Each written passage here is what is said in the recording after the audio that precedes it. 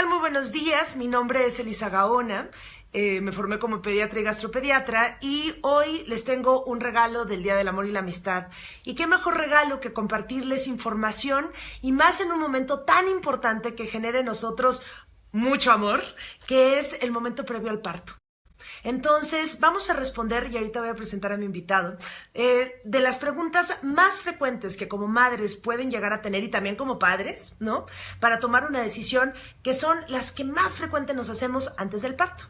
Y conmigo tengo un especialista, porque recuerden que yo soy pediatra, pero tengo un especialista que es el doctor Luis Espinosa, que es ginecobstetra, que está dedicado de lleno al parto humanizado. Y que esta es otra cosa, que todos los partos deberían ser humanizados, pero ahora tenemos que ponerle este apellido porque no siempre lo humanizado es lo que obtenemos. Y bueno, Luis Espinosa, él tiene un posgrado en medicina materno-fetal por el Hospital Clínic de Barcelona y me está acompañando para todo lo que yo no sé y que quiero que ustedes aprendan junto conmigo. Bienvenido, Luis. Gracias, Elisa. Hola a todos los que nos están viendo. Hola. Bueno, pues vamos a las preguntas. Vamos a las preguntas. Ok, entonces la primera pregunta que a mí me gustaría mucho que nos respondieras es, ¿cuándo saber que ya estoy en trabajo de parto? O sea, ¿cuándo ir para que me revisen sin ir antes ni tampoco ir ya a punto de que nazca en el taxi? Sí, esa es una pregunta muy importante y básica porque siempre genera esa inquietud. ¿En qué momento le hablo a mi médico, me voy al hospital, o estoy en contacto? El trabajo de parto se caracteriza por dos puntos muy importantes. Okay. El primero es las contracciones uterinas, ese momento en el que el útero, la pancita se pone dura. Esto dura más o menos 40, 50, 60 minutos de la contracción. Suele haber un dolor hacia la espalda. Okay. Y bueno, esto sería una contracción, pero cuando esas contracciones deben de ser aproximadamente cada 3, 4 o 5 minutos, Okay. con 1 minuto de duración aproximadamente. El segundo punto importante es que esas contracciones deben de provocar dilatación del cuello uterino. A veces hay contracciones sin que haya dilatación. Okay. Y a veces hay dilatación sin que haya contracciones. Eso es un problema. Okay. Pero nunca va a haber dilatación en un embarazo normal. No debería de haber dilatación sin contracciones, ¿sí? En uno sano. Entonces, cuando haya contracciones y esas contracciones sean regulares y además sean duraderas y estén por un periodo de más de 2 o 3 horas, es momento de considerar la valoración de la dilatación del cuello. Ok, ¿y qué tanto sirve, por ejemplo, todas estas aplicaciones que veo que hay de que me cuentan las contracciones y que estoy con el reloj y estoy viendo que ya vino y otra vez ya? ¿Qué tanto? ¿No me estresa más? ¿Es bueno? ¿Vale la pena? ¿Qué opinas? Pues yo creo que las estresa más. A veces llaman las pacientes y dicen, doctor, ya aquí tengo registradas, una duró 43 segundos, otra 45, otra 48 y las tengo cada 4.4 segundos. Dios mío. Cada 4.4 minutos. Entonces, yo creo que eso es, pues las distrae del momento de concentración, del parto, respiración y estar tranquilas, ¿no? Ok, perfecto. Entonces, y ante la duda siempre podemos decirle, oiga, creo que sí me está doliendo mucho, voy para allá, ¿no? Sí, sí. Ok, bien. Y aquí tengo otras preguntas que con las que he estado muy expuesta en el consultorio, que son los aparentes motivos de cesárea y que generan dudas y que generan, pues sí, hasta cierto punto controversia. Entonces, aquí acompañada del experto, vamos a ver la verdad. Entonces, la primera pregunta sería, ¿cuándo es el momento ideal para diagnosticar el que me digan, eres muy estrecha, tu bebé está muy grande, no va a caber? ¿Cuándo es el momento? O sea, en el consultorio, ¿cuándo debería decirme el doctor esto? Durante el trabajo de parto, durante la fase activa del trabajo de parto. ¿Qué quiere decir esto? Después de que haya 6 centímetros de dilatación. ¿Sí? Ok, espera, es que esto para mí es un impacto. Entonces, después de los 6 centímetros de dilatación, es decir que no me pueden decir que el bebé no cabe cuando voy a mi revisión a las 37 semanas. No se puede hacer la valoración adecuada. ¿Por qué? Porque la dinámica del parto es bebé, pelvis materna y contracciones. Entonces, sin contracciones y sin el bebé tratando de descender, pues no lo podemos saber. Entonces, antes de iniciar el trabajo de parto, no podemos saber cómo va a ir en el trabajo de parto. Claro, y esta parte me parece muy importante, y es porque tenemos que considerar que la pelvis de la mujer está diseñada para dar a luz y tiene unos que serán ligamentos, ¿no? Sí, las articulaciones. Las articulaciones, o sea, que lo que hacen es que permite que se abra esta pelvis para que pase este bebé, además de que ayuda al movimiento que tenga la mamá, que fue lo que vi en clase hoy con el doctor, porque también tomó clase. Y esto es importante porque es el momento en el que la mujer se prepara y esta pelvis se abre. Entonces, si te miden antes, es muy difícil poderlo decir, ¿cierto? Sí. Todo es dinámico. Contracciones, vemos si hay dilatación, y en base a eso el descenso del bebé. Pero si no tenemos esa dinámica, no podemos hacer el diagnóstico. Preguntan que si puede haber contracciones sin que haya dilatación. Sí puede pasar en algunas ocasiones. Es que las contracciones no siempre son por trabajo de parto. A veces hay contracciones por alguna irritación del útero, por infección, o hay contracciones del útero que son que no son de trabajo de parto. Hay algo que se llama falso trabajo de parto. Entonces puede haber contracciones sin haber dilatación. Ok, y aquí pregunta Frambuesa Feliz algo que me parece muy interesante, que es, bueno, la encefalopelvimetría, que es el medir, ¿no?, con una radiografía, puede que no sea la mejor opción, ¿no?, porque es algo fijo. Sí, no es mentira porque existe. Lo que es controvertido, o podemos decir mentira, es que sea indispensable. O sea, que yo le tenga que hacer placa a todas las pacientes, no. Que tenga que hacer una valoración con tacto para ver que esa pelvis tenga los diámetros suficientes, pues no. ¿Por qué? Porque todo es dinámico durante el trabajo de parto. Okay. Entonces, antes se utilizaba, ahora ya no tanto. Ok, pues qué gusto, esa información de verdad. Y ojo, por favor, compartan esta información para evitar cesáreas de manera innecesaria. Otro motivo es el famoso circular del cordón. Ah, sí. ¿Qué onda? ¿No? Me dicen, no, es que, ¿por qué nació por cesárea? Porque tenía circular del cordón. ¿Qué onda? Pues no, en realidad hay bebés que nacen con una circular de cordón, con 2, con 3. Sin embargo, hay muchos factores, ¿no? A veces hay motivos de cesárea que se acompañan de circular de cordón, pero no es que la causa de la cesárea sea la circular de cordón. Ok, ¿sí? Entonces cuando si tiene 2, 3 o 4 circulares de cordón alrededor del cuello, pues durante el parto lo puedes... Nace perfectamente con la circular, y ya perfecto. cuando nace el bebé ya le quitas la circular, 1 o 2, las que tenga. Okay. Que por cierto, hoy tuve la oportunidad de ver un video que nos presentó, porque bueno, estuvimos en clase, que nos presentó Luis, de un parto... Ok, me vas a regañar, pero lo voy a decir.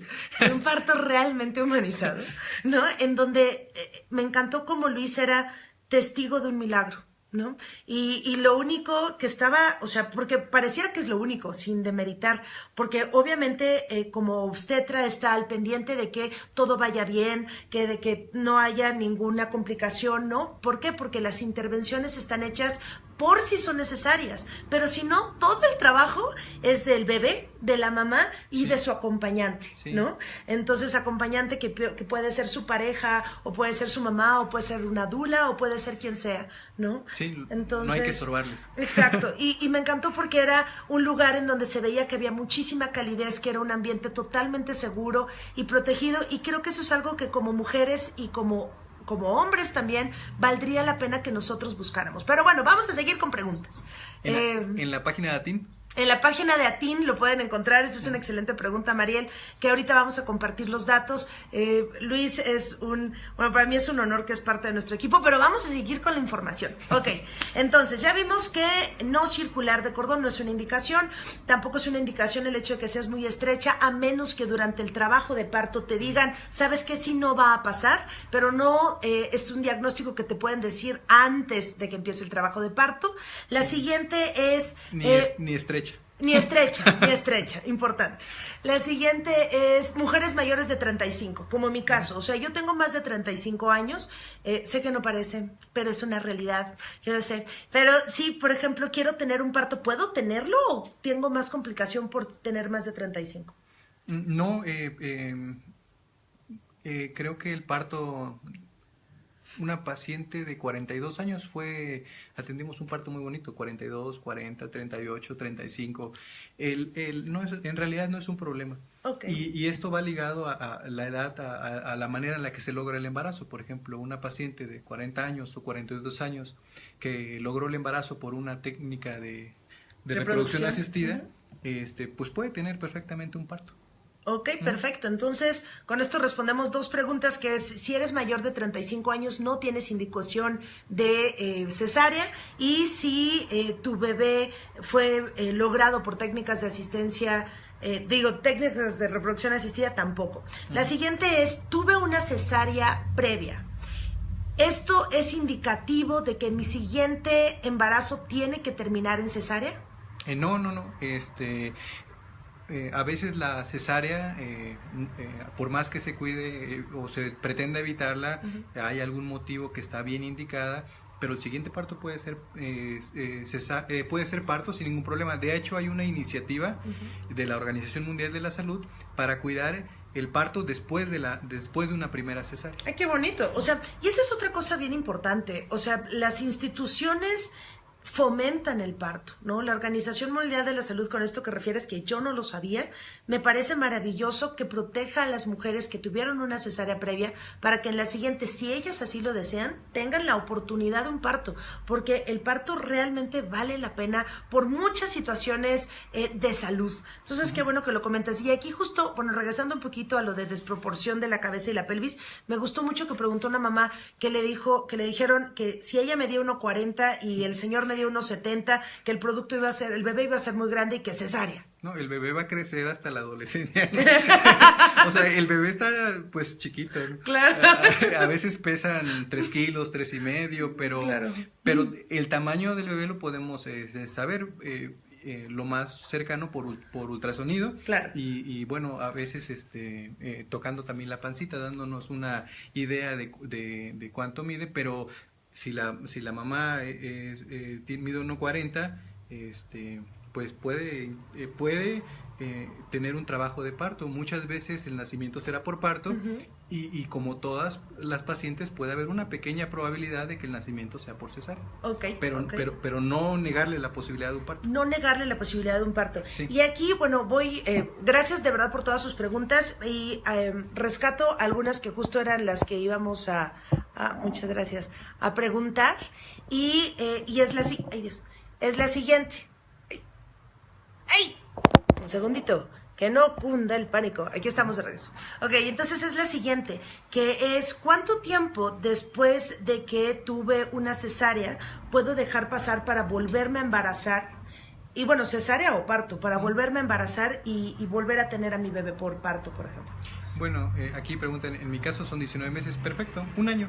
Un año es un buen periodo entre embarazo y embarazo, perfecto. Sí, ahora también una cosa es lo que puede hacer una cesárea y el parto, ¿no? Pero también depende cómo quieran espaciar a sus hijos. Claro, el momento, es una decisión personal. Eso ya es aparte, sí. Claro, pero ayer, por ejemplo, me decía una mamá, yo ya tengo 39 años, ¿cuánto tiempo es lo mínimo que podría esperarme, dada mi edad, ¿no? Sí. Entonces, la respuesta sería 1 año, ¿no? Sería lo ideal. Ok, siguiente pregunta. Tengo gemelos, estoy embarazada de gemelos.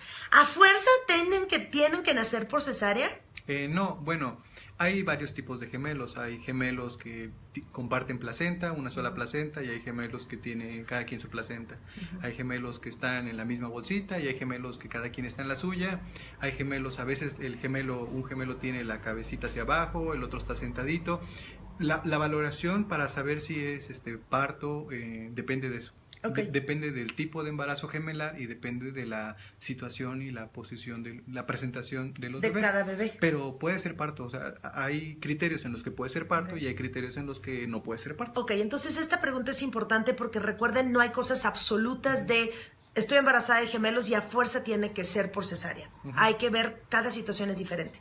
Otra pregunta muy frecuente es los embarazos de alto riesgo. Justo una mamá preguntaba, las plaquetas las tengo muy bajas, o tengo preeclampsia, o tengo diabetes, o me dijeron que mi papá Nicolau está alterado por alguna situación, o papiloma, etcétera.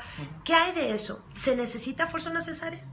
Hay embarazos de alto riesgo que no necesariamente son partos de alto riesgo. Ok, ¿sí? Esa parte es importante. Sí, es muy importante porque, por ejemplo, una paciente con preeclampsia que ya empezó trabajo de parto, que llega con dilatación, que es una preeclampsia sin criterios de severidad, puede ser parto. E incluso se puede inducir el trabajo de parto y lograr que sea parto. En cambio, por ejemplo, una preeclampsia con criterios de severidad, lo mejor es primero estabilizar a la mamá para después buscar el nacimiento. No es una urgencia. Una paciente con diabetes controlada puede tener un bebé por parto, una paciente con plaquetopenia, parto, mamás con alteraciones en el corazón, puede ser parto. Entonces, en realidad, la regla es que el bebé pueda nacer por parto, y cuando no pueda nacer son las excepciones en las que se contraindica el parto. Ok, pero son pocas, me imagino. Sí, o sea, digamos, no es la regla, no esperamos esa respuesta de que tenga que ser cesárea. Y eso es algo que también por eso invité a Luisa a hacer este video, muy motivada, porque en la pequeña clase que tuvimos éramos 10 personas y nos preguntó quién de aquí nació por parto. De 10, 2 levantaron las manos, ¿no? Y es más o menos el reflejo de la estadística que está en nuestros países, en donde la cesárea es la regla cuando debería ser todo lo contrario, que el parto debería ser la regla. Y para que sea la regla es muy importante que nosotros, como médicos, pero también aquellos que no son médicos, estemos muy bien informados y preguntemos con esa confianza que hay con nuestro ginecobstetra, ¿por qué es cesárea y por qué no parto? ¿No? Y aquí viene la siguiente pregunta. Esto de las cesáreas programadas, te programamos la cesárea para tal fecha, ¿qué hay de eso? Hay momentos del embarazo en los que lo ideal es nacer por cesárea. Por ejemplo, la placenta que está obstruyendo el canal de parto y no puede ser parto, ¿no? Entonces hay que programarla. Cuando se puede, a veces tiene que ser un nacimiento por urgencia. A veces ya hay más de 2 cesáreas y entonces se tiene que programar otra cesárea porque hay un riesgo de que el útero se rompa durante el trabajo de parto. Siempre que se va a programar una cesárea, lo ideal es que se programe después de la semana 39. El nacimiento debería ser después de la semana 39. Ahora, programar una cesárea por las razones que dijimos, circular de cordón, que el bebé no va a caber, que la mujer es muy bajita, que es muy estrecha, que tiene preeclampsia, por ejemplo, que no es severa, pues entonces ya eso no tiene realmente una indicación. Y fíjate que lo que comentas me parece que es algo muy valioso, sobre todo la parte de, vamos a programar una cesárea. Para mí como pediatra puedo decirles que pasadas las 39 semanas es mucho mejor. Es mucho mejor, porque a las 38 semanas todavía falta. ¿Qué vas a decir? Sí, que continúa el desarrollo neurológico. Sí, claro, continúa el desarrollo neurológico. O sea, ¿cómo decirles? La naturaleza no se equivoca. O sea, si nosotros estamos esperados para nacer a las 39, 40, y eso me lleva a mi otra pregunta, 41 semanas de gestación, es porque el cuerpo no se equivoca y ese bebé ahora sí que no está listo para salir del horno, ¿no? Le hace falta. Y luego ese es uno de los motivos que a mí como pediatra me toca ver, que obviamente están más inmaduros y con las consecuencias de esta inmadurez, ¿no? Entonces, por eso, de verdad, confiar en nuestro cuerpo y confiar, yo creo que esa parte es bien importante.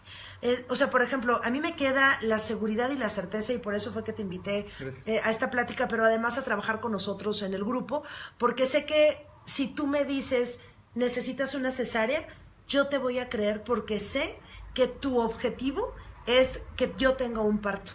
Pero si me indicas una cesárea es porque tú me estás analizando y me lo estás explicando de tal manera que yo digo, sí, es por eso. Sí, la cesárea es más bien un medio para poder darle seguridad a la mamá y al bebé sin caer en un abuso, ¿no? Exacto. Sí, lo más seguro para mamá y bebé es el parto. Exacto. Eso es lo más seguro. Y esto de verdad hay que tatuárnoslo de lo más seguro para la mamá y el bebé es el parto. Contrario a lo que creíamos antes de que lo más seguro era una cesárea. Y viene la siguiente pregunta. ¿Qué hay si yo ya tengo 42 semanas de gestación? O sea, ¿cuándo ya es un parto, un embarazo postérmino?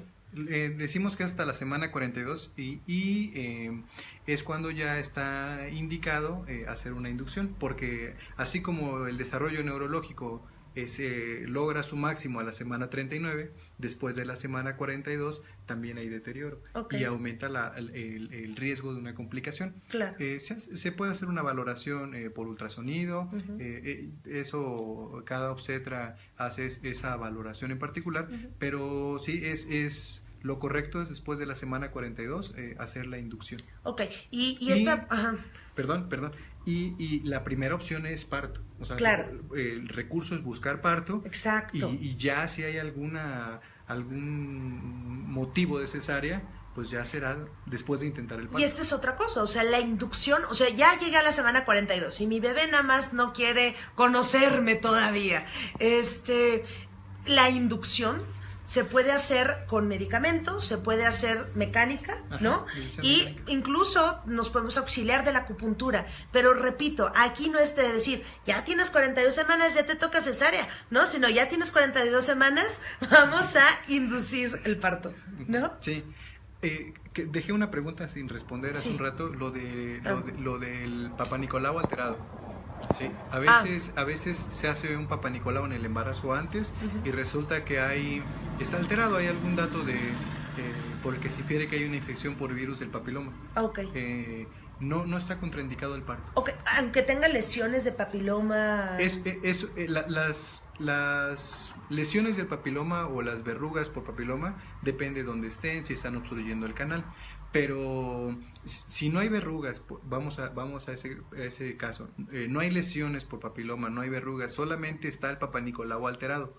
No es contraindicación porque durante el embarazo, antes se pensaba que el bebé al pasar por el canal de parto estaba en contacto con el virus del papiloma y eso era lo que había que evitar. Ahora sabemos que el bebé durante el embarazo está en contacto con el virus y se protege de la inmunidad de la mamá y en el primer año de vida o el segundo año de vida eliminan ese virus. Riájale, muy bien, oye, pues está genial saber esto. Y lo mejor es el parto, porque el parto también mejora a la mamá. ¿Sí? Papá Nicolaos alterados después de un parto salen normales. ¿Por? Porque por el proceso inflamatorio del parto. Al haber un parto, el sistema inmune se activa y mejora la inmunidad en el cuello del útero y eso lo sana. Ok, entonces chicas, si tienen su Papá Nicolau alterado, no es una indicación de cesárea, exacto, hay que hacer parto. Y ahora sí, ya vimos estos como algunos motivos aparentes. ¿Hay motivos en los que tú digas, realmente necesitamos una cesárea? Bueno, sí, principalmente las urgencias. Por ejemplo, se está buscando un trabajo de parto y hay un desprendimiento de placenta. Eso es algo grave, ¿no? Algo que puede terminar en tragedia. Hay que buscar el nacimiento inmediatamente. Y un desprendimiento de placenta considerable. Hay varios tipos. Por ejemplo, si el bebé ya está por nacer y ya está por nacer y se piensa en un desprendimiento pequeño, no es una indicación absoluta, se puede buscar el parto, pero si el trabajo de parto va a la mitad y hay un desprendimiento, pues entonces ya puede haber un riesgo, ¿no? Mejor la cesárea. Si es un bebé muy grande, más de 4,5 kilos, por ejemplo, 4,5 kilos, entonces 4,5 kilos, 4,5 kilos, que el trabajo de parto se está prolongando. Porque hay bebés de 4 kilos que nacen por parto, ¿no? Sí, y de 4,5 también que nacen por parto. Las mamás nos dicen, es que yo nací de tanto y por parto. No sé, de 4 kilos y por parto. Entonces, todo eso se valora en el momento del trabajo de parto. De acuerdo. Sí, una infección activa por herpes, por ejemplo, esa sí es una indicación absoluta, claro, porque ahí sí puede haber un contagio. Por supuesto. Y, por ejemplo, la placenta que está obstruyendo el canal del parto. También, ¿no? Sí. En algunas ocasiones, la placenta tiene una inserción muy abajo, está obstruyendo el canal de parto y pues el bebé no tiene por dónde salir. Eso también es una indicación de cesárea. Y yo quiero hacer aquí un comentario apoyada con Luis, que es muchas veces, o sea, cuando yo veo a un paciente, por primera vez le pregunto, ¿no? ¿Cómo nació tu bebé? Y cuando me dicen cesárea, mi pregunta siempre es, ¿cuál fue la razón de la cesárea? Y una razón que me dicen mucho es por sufrimiento fetal, porque mi bebé estaba en peligro, estaba en sufrimiento fetal, y entonces me indicó el ginecólogo que fuera cesárea. Yo no lo pensé, por supuesto, y nos fuimos a cesárea. Y aquí cabe la pena comentar, hablar un poquito acerca de monitorear al bebé, porque, bueno, no te quiero quitar la palabra ahorita, tú vas a decirnos todos, pero algo que es muy frecuente es que llega la mamá embarazada al hospital e inmediatamente le ponen su cinturón en donde está registrando, se está monitorizando no nada más las contracciones, sino la frecuencia cardíaca de ese bebé, y está en una posición acostada, o sea, porque para estar monitorizada tienes que estar acostada, ¿no? Y ¿qué tanto esta monitorización? Mis preguntas serían dobles. Primero, ¿qué tanto este tipo de monitorización como que fija de llego, me ponen el cinturón y estoy acostada, qué tanto realmente refleja el que haya algo alterado, ¿no? Y hay otras maneras de monitorizar, porque me queda muy claro que hay que estar muy al pendiente, ¿no? Pero hay otras maneras que tal vez me den menos falsos. Te lo voy a decir por qué.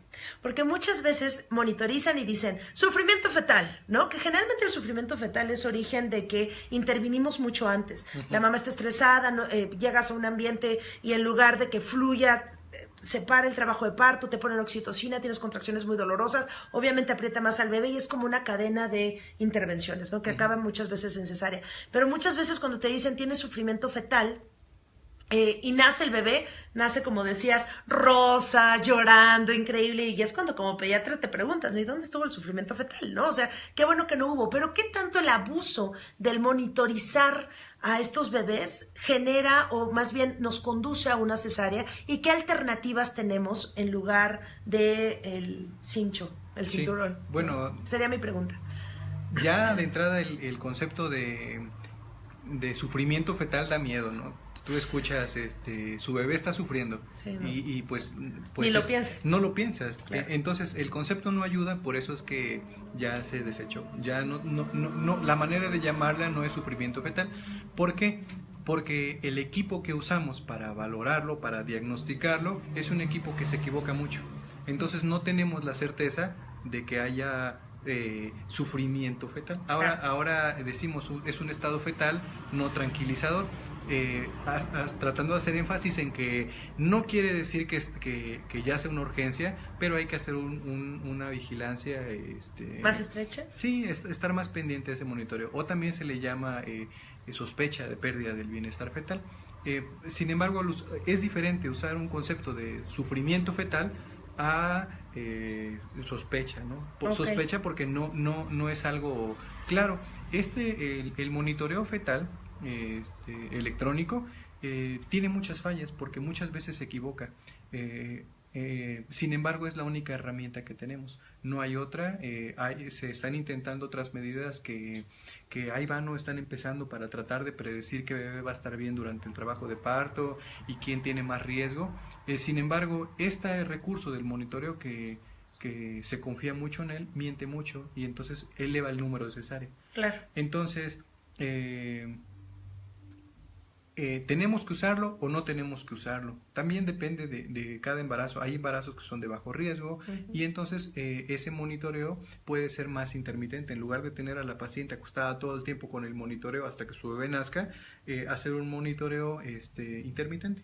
Claro, porque aparte este monitoreo intermitente va también mucho de la mano con el hecho de que te den a ti la libertad como mujer a punto de parir, de moverte, ¿no? O sea, el parto en movimiento, el que no estés acostada, estresada, en una posición que puede llegar a ser muy incómoda, aumentar el dolor, sino que te dejen moverte y caminar y que tú sabes que ahí está tu gineco y que te dice, bueno, vamos a monitorizar, a ver cómo va y posiblemente es mejor que estar, ahora sí que, amarrada, ¿no? Sí. Pues hasta le llaman prueba de cinturones. Prueba sí, de cinturones. Sí. Nos hemos hecho muy dependientes de este equipo que muchas veces nos miente.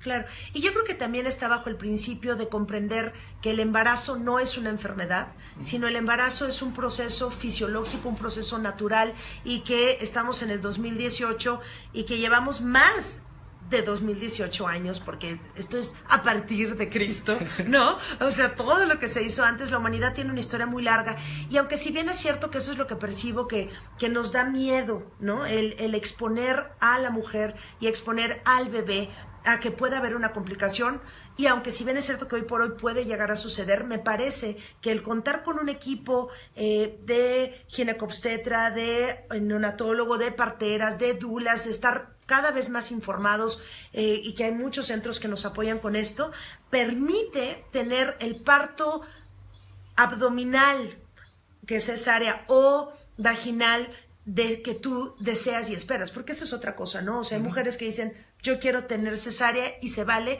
Siempre es importante informarles las ventajas del parto, ¿no? Sí, y a veces puede ser por deseo, porque así como respetamos el deseo de parto, también respetamos un deseo de cesárea. Sin embargo, la manera en la que nace el bebé no tiene que ver con el favorecer el apego inmediato. Así es. Ahora, súper buena pregunta. Sí, ahora hace un rato y repítela, por favor, ¿sí? Se me hace muy importante. Hace un rato lo comentaron, Sí.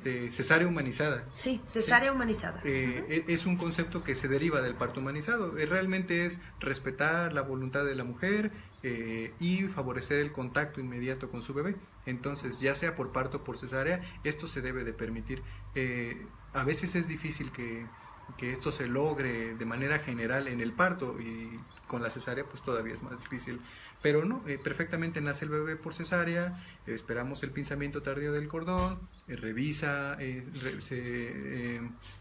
cordón, el flujo, y se le da inmediatamente a la mamá para que empiece con ella el apego, Excelente. El calor, y después de la hora dorada ya irán ahí los cambios de la lactancia. Excelente, sí, entonces aquí el detalle, y ya llegó Shadi, es eso, es procurar el bienestar de la madre y del bebé, y obviamente de la pareja y de los que acompañan, y utilizar la ciencia a la cual tenemos acceso hoy a nuestro beneficio, no para nuestro daño. Y esto es el origen de no abusar. Y la meta que Luis y yo comentamos mucho es el que en algún momento podamos llegar a decir, tuve un parto vaginal o un parto abdominal, y sin tener que ponerle el apellido humanizado. Que cuando busquemos a un ginecobstetra, no tengamos que poner en el buscador ginecólogo que haga parto humanizado, porque que esto sea una regla, el ser respetuosos, el darle calidez, el darle seguridad,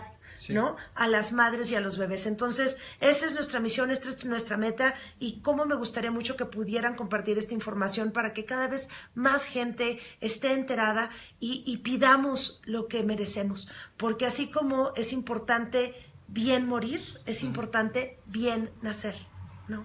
Sí, el parto es la regla, hay sus excepciones para cuidar a la mamá y el bebé, que es la cesárea, no estamos peleados con la cesárea. Así es, no estamos peleados con la cesárea. Hay algunas indicaciones, pocas. Pocas.